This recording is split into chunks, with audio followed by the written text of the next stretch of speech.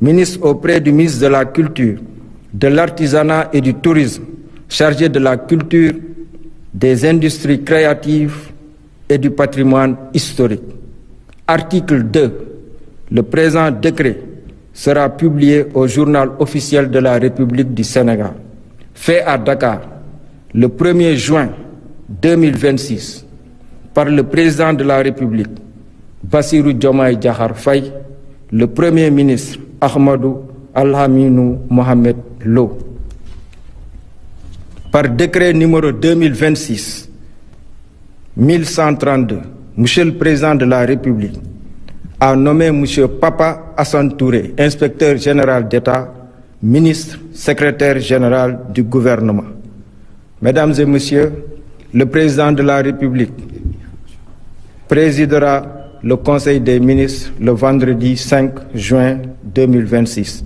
Je vous remercie de votre attention.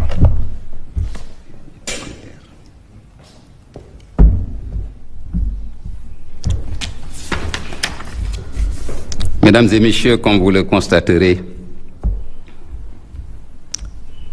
nous avons un gouvernement de mission et d'obligation de résultat qui a un socle politique et un socle technocratique.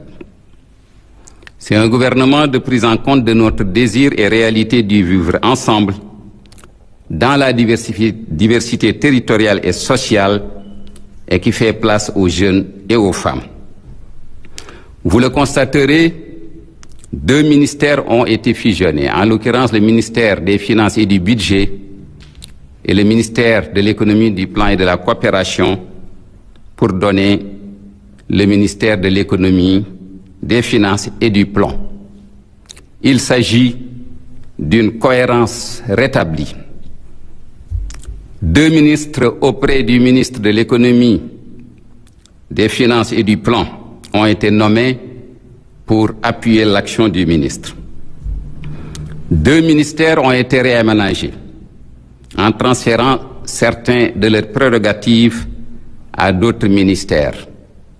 Il s'agit du ministère de la Communication, des Télécommunications et du Numérique, dont les attributions en matière de communication ont été transférées pour un besoin de cohérence au porte-parole du gouvernement, qui a été élevé au rang de ministre plein.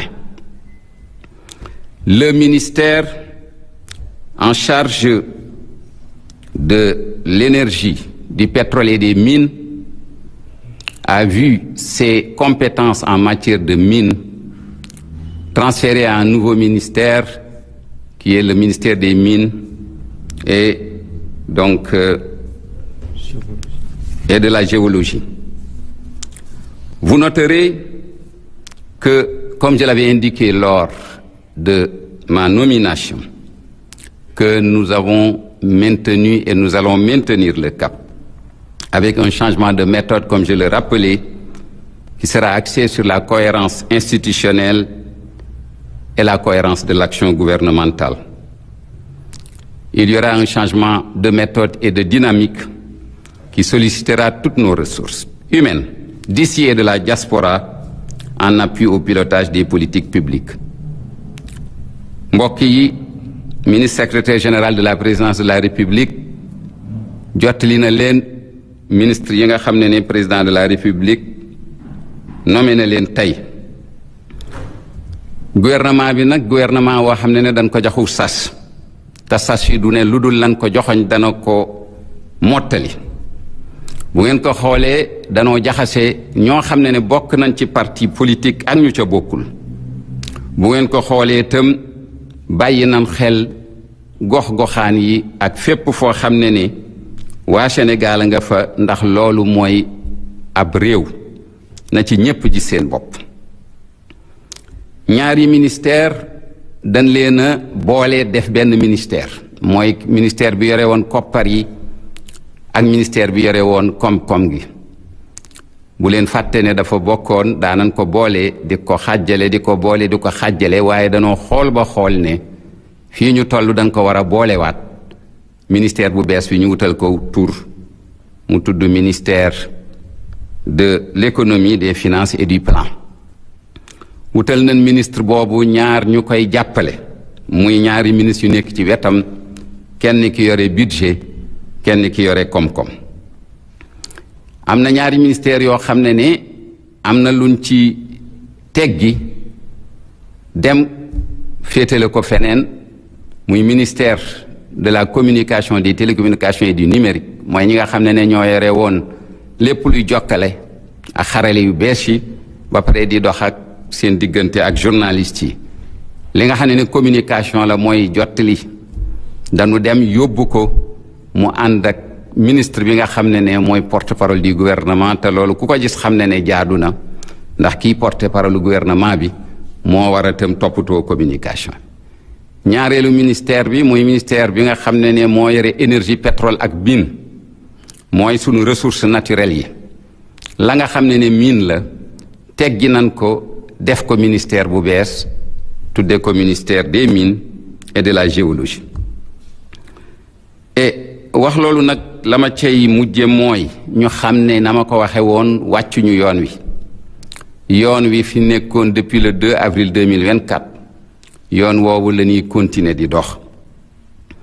waaye nag dana am luñ ci joyanti loo xam ne liñ ci jublu rek mooy ñi nga xam ne ñoo seq réew mi di kilifay réew mi ñu nekk ci loo xam ne ku ko gis xam ne ku ci ne toog nga sa place. mu nekk loo xam ne tam ci liggéeyu nguur gi dañuy fexe rek ba mu nekk liggéey boo xam ne lépp dana mën a aw ci yoon. changement méthode nag doxalin wi day laaj bépp sénégalais foo ne nga nekk fii ci réew mi nga nekk bitim réew ci diaspora bi nga ñëw jàpp ci liggéey bi, te loolu ci fan yu néew dana indi ay jumtukaay yoo xam ne képp koo xam ne bëgg nga ñëw jàpp ci yëf yi muy addiya wala asaka booy joxe ci sa xam-xam nga ñëw indi ko ñu bokkandoo réew mi. loolu laa leen fi indi woon nag di mujjee wax rek ne conseil des ministres bi njëkk ci gouvernement bu bees bi danañ ko amale ajjuma incha allah. wasalaamu aleykum. jërëjëf, merci beaucoup. jërëjëf monsieur le premier ministre. mu nekkoon donc le premier ministre Ahmadou Al Aminou Lo ànd ak ministre secrétaire général de la présidence de la République Oumar Samba Ba. ñu leen doon dégtal kon ñi nga xamante ni moom la ñëpp doon xaar fan yii yëpp. moom mooy liste bi nga xam ni mooy composé gouvernement bi. gis nañ ko Aboubacry toll na ci fanweeri ministre, daanaka fanweeri ministre, waaw ñaar fukki